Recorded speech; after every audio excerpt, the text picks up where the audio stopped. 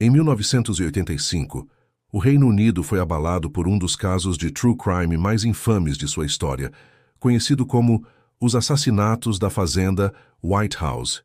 5 membros da família Bamber foram encontrados mortos em uma única noite.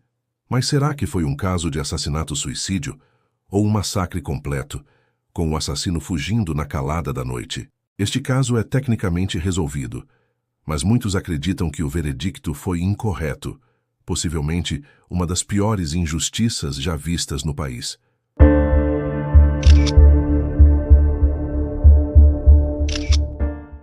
June, a mãe, estava atormentada por uma doença mental desde logo após o casamento, aparentemente causada pela tristeza por não conseguir engravidar. Ela foi hospitalizada com depressão, psicose e paranoia, passando por várias terapias de eletrochoque. Seu psiquiatra disse à polícia que sua doença havia causado uma distorção de suas já fortes crenças religiosas. Ela via tudo em termos de bem e mal, uma patologia que, segundo ele, havia causado danos terríveis à sua filha. Como ela não podia engravidar, o casal adotou 2 filhos.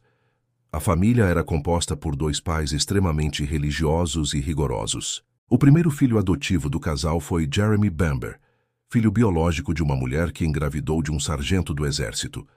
Quando Jeremy tinha 6 semanas, ele foi adotado pelo rico Neville Bamber, um ex-piloto da RAF, e por sua esposa, June. Os 2 viviam em uma pequena vila em Essex, um condado no leste da Inglaterra. Alguns anos depois, os Bamber adotaram outra criança, Sheila Caffell, a quem apelidaram de Bambi. Ambos os filhos receberam educação em escolas particulares, mas tiveram que suportar uma disciplina rigorosa imposta pelos pais. June, a mãe, era conhecida por seu comportamento narcisista e frequentemente maltratava Sheila. Na adolescência, June a chamava de filha do diabo e atribuía seu comportamento juvenil a impulsos satânicos. June tinha expectativas muito rígidas para Sheila, o que resultava em críticas severas e punições desproporcionais. Ela raramente demonstrava afeto e usava a religião e a disciplina rígida como ferramentas de controle. Sheila acabou engravidando. Seus pais queriam obrigá-la a interromper a gestação, e para evitar que sua mãe a forçasse a abortar, Sheila fugiu de casa. Mesmo assim, ela acabou perdendo seu primeiro filho. Sheila era descrita por muitos como uma mulher atraente. Ela tentou iniciar uma carreira como modelo, e seus pais até pagaram um apartamento em Londres, onde ela esperava ter sucesso na profissão. Porém, ela acabou voltando para a casa dos pais. Em Londres, ela conheceu Colin Caffell. Sheila e Colin se casaram e tiveram os gêmeos Nicholas e Daniel. Mas algum tempo depois, seu marido a abandonou, e ela passou a cuidar sozinha dos 2 filhos. Ela então começou a sofrer de depressão, uma condição que lentamente se transformou em esquizofrenia. Assediada por alucinações e paranoia, ela contatou os serviços sociais e disse que temia machucar os bebês. Ela acreditava que tudo o que havia passado era castigo divino. Quando os gêmeos tinham 4 anos, sua família providenciou que ela fosse tratada no Hospital St. Andrews, a unidade exclusiva onde sua mãe também havia passado por tratamentos de eletrochoque. Tempo depois, ela recebeu alta. 5 meses antes dos assassinatos, Sheila estava em casa com os gêmeos em Londres, quando entrou em delírio, batendo nas paredes com os punhos e acusando as pessoas que se aproximavam de tentar matá-la. Fiquei extremamente assustada pela segurança de todos, disse à polícia um amigo que estava presente, observando que Sheila estava se comportando como uma pessoa possuída. Ela alegou ouvir a voz de Deus. Naquela época, a carreira de modelo de Sheila havia desmoronado e ela passou a aceitar empregos de limpeza. Seus supervisores reclamavam que ela aparecia desgrenhada, suja e ficava olhando fixamente para o espaço. Segundo um relatório psiquiátrico, às vezes ela acreditava que seus filhos haviam sido concebidos pelo diabo. Devido aos seus problemas, Sheila e os gêmeos voltaram para a fazenda de seus pais. O filho mais velho, Jeremy, não tinha nenhum interesse nos negócios do pai. Ele odiava a fazenda e o mundo agrícola, e ajudar seus pais não era exatamente seu objetivo. No entanto, era extremamente extravagante e usava sua origem rica como forma de impressionar mulheres, encarnando perfeitamente a imagem de um playboy de cidade pequena. Jeremy vivia com sua namorada, a estudante e professora Julie Mugford. Graças aos seus pais, os dois moravam em uma cabana a algumas milhas da fazenda principal. Neville ofereceu a Jeremy um trabalho na fazenda por 170 libras por semana. Não era o que o jovem buscava, mas por enquanto ele aceitou a oferta. Neville estava convencido de que seu filho não tinha visão para os negócios. Quanto mais o tempo passava, mais Jeremy odiava aquela fazenda, mas seu pai o obrigava a trabalhar como agricultor. Caso contrário, ele perderia a oportunidade de manter a vida confortável que sempre teve. Jeremy realmente amava o luxo. Ele havia sido aluno em Gresham's, um dos internatos mais prestigiados do país, e enfureceu professores ao fabricar cerveja e sair escondido para assistir a bandas punk. Os colegas de classe de Jeremy descobriram que ele era adotado e o chamavam de o bastardo. Ele escreveu em seu diário que, depois que os outros alunos souberam de sua adoção, ele nunca mais teve amigos. Ele também desprezava sua mãe, June, por obrigá-lo a seguir sua religião, e nunca havia perdoado seus pais por enviá-lo ao internato. Na noite de 6 de agosto de 1985, em Essex, no sul da Inglaterra, um silêncio perturbador envolvia a remota fazenda White House Farm. A paz foi interrompida quando a polícia recebeu um telefonema frenético de Jeremy Bamber, expressando pavor pela segurança de seus pais. Jeremy, um jovem de 24 anos, relatou que sua irmã Sheila havia sofrido um surto psicótico e estava armada dentro da residência. O desespero em sua voz era evidente enquanto ele implorava por ajuda imediata das autoridades locais contra o perigo iminente. Eram quase 5 da manhã quando as luzes de uma van policial finalmente cortaram a escuridão da estrada rural em direção à fazenda. Um esquadrão de policiais armados desembarcou, preparando seus equipamentos para o que temiam ser um confronto extremamente perigoso. Bamber os acompanhou até uma área de preparação improvisada, um celeiro de gado posicionado estrategicamente de frente para os fundos da casa. Por 2 horas e meia, o tempo pareceu congelar enquanto o sol começava a nascer timidamente sobre os campos enevoados.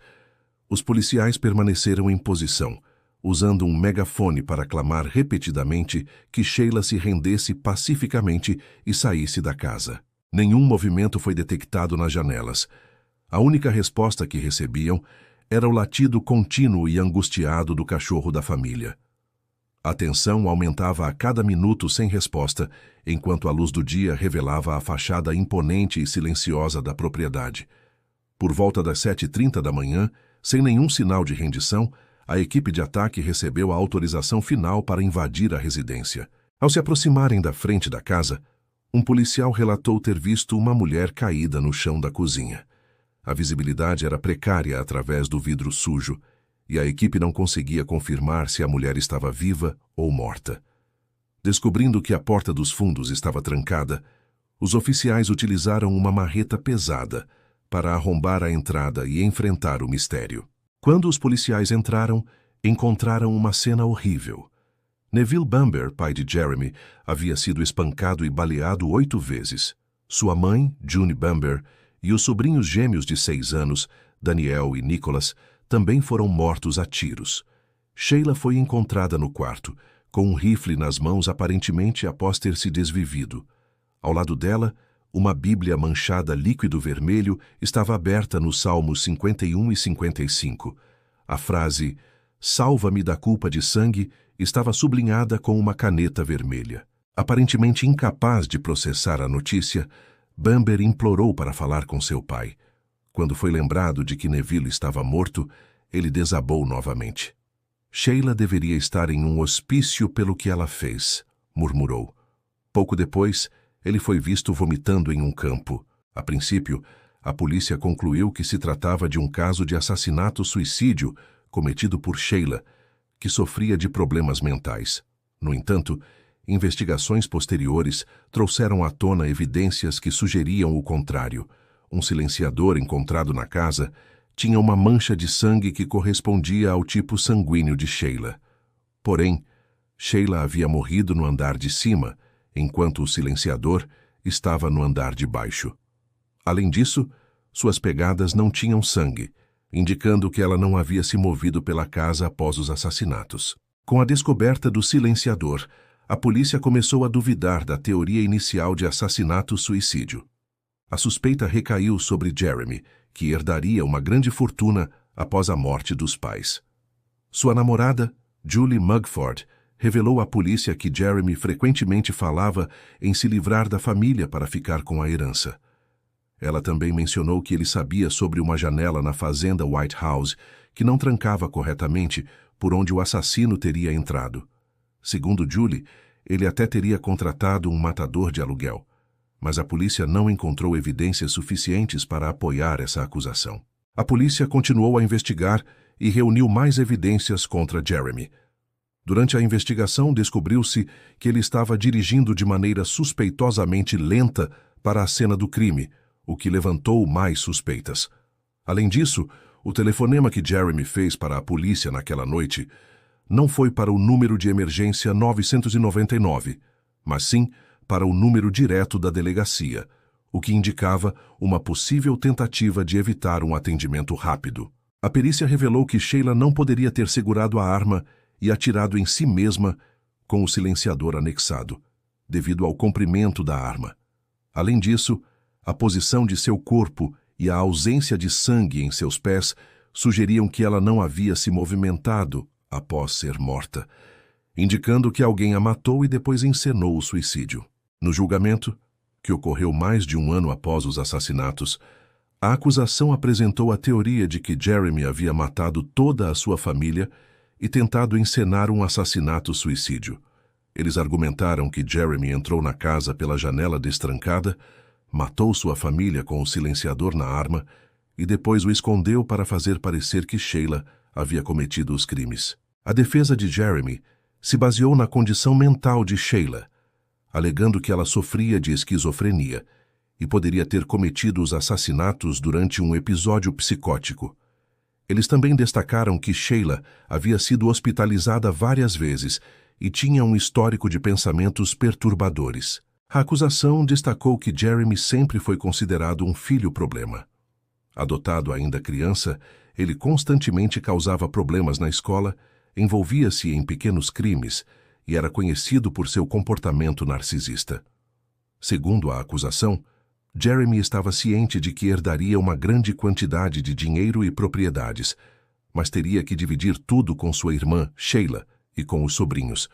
Para garantir que toda a herança fosse dele, Jeremy teria planejado eliminar todos os possíveis herdeiros.